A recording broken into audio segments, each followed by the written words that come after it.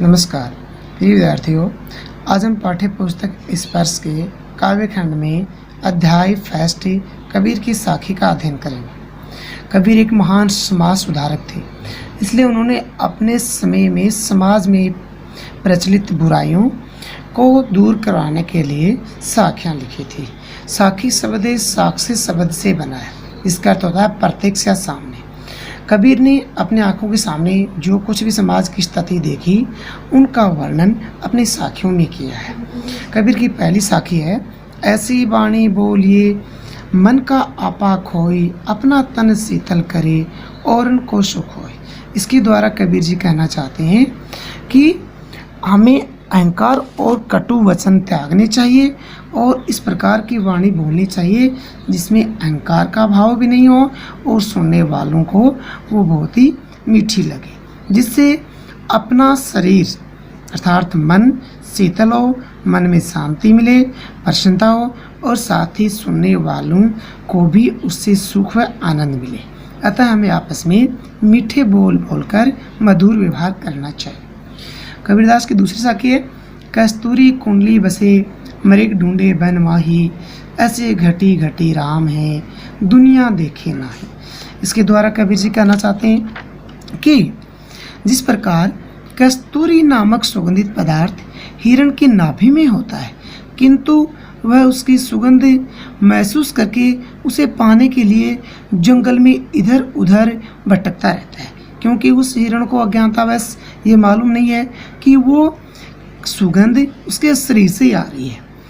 इसी प्रकार ईश्वर भी सृष्टि के कण कण में प्रत्येक व्यक्ति के हृदय में निवास करते हैं, किंतु संसार में रहने वाले लोग अज्ञानतावश उसे देख नहीं पाते हैं और परेशान होकर ईश्वर को पाने के प्रयास में इधर उधर मंदिर मस्जिद अन्य धार्मिक स्थलों में भटकते रहते हैं। इसलिए हमें ईश्वर को बाहर न खोजकर अपने भीतर ही खोजना चाहिए, क्योंकि ईश्वर हमारे हृदय में ही निवास करता है।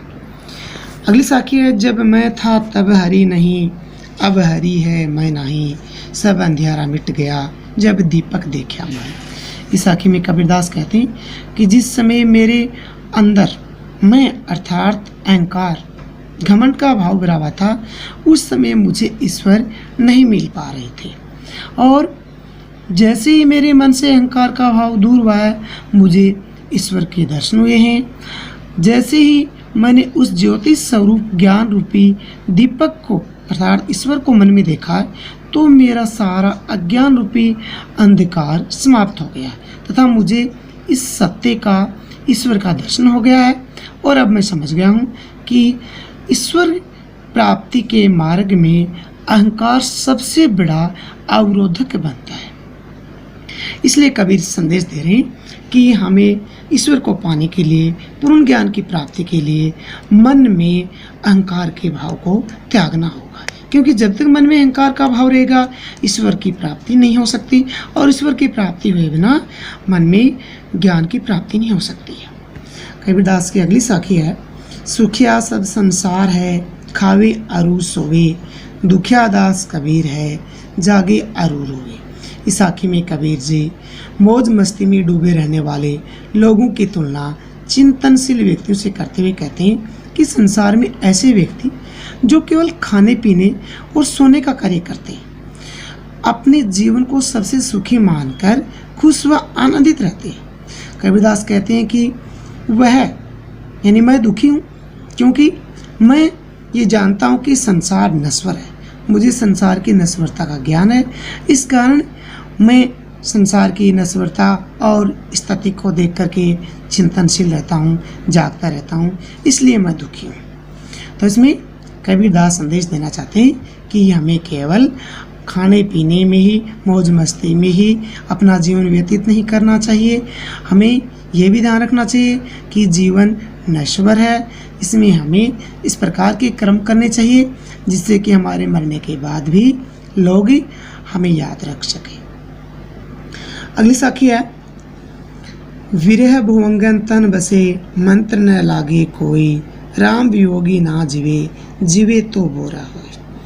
इसमें कबीरदास कहते हैं कि जिन व्यक्तियों के शरीर में परमात्मा का विरह रूपी सांप फंस जाता है। उनसे बचने की कोई आशा और कोई उपाय शेष नहीं रहता है।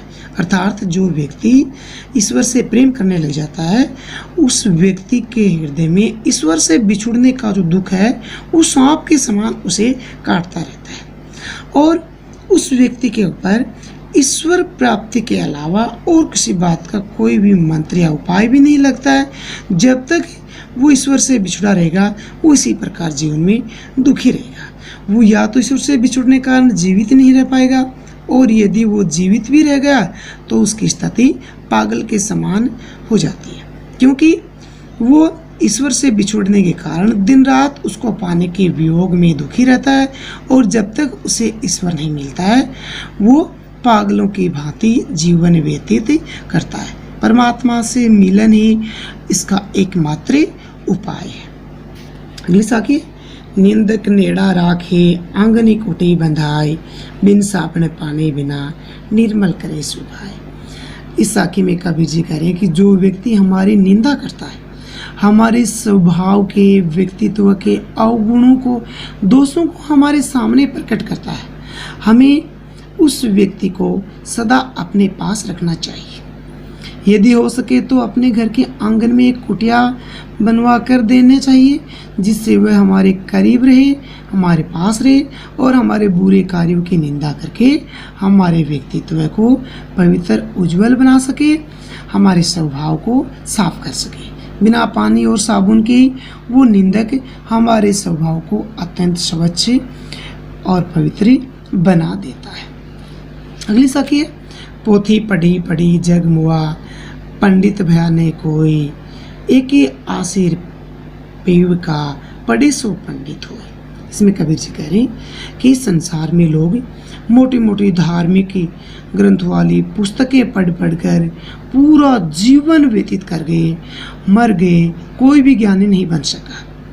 इसके विपरीत जो व्यक्ति प्रियतम यानी परमात्मा या ब्रह्म के प्रेम से संबंधित एक भी अक्षर पढ़ लेता है, वह व्यक्ति सच्चा ज्ञानी या पंडित हो जाता है।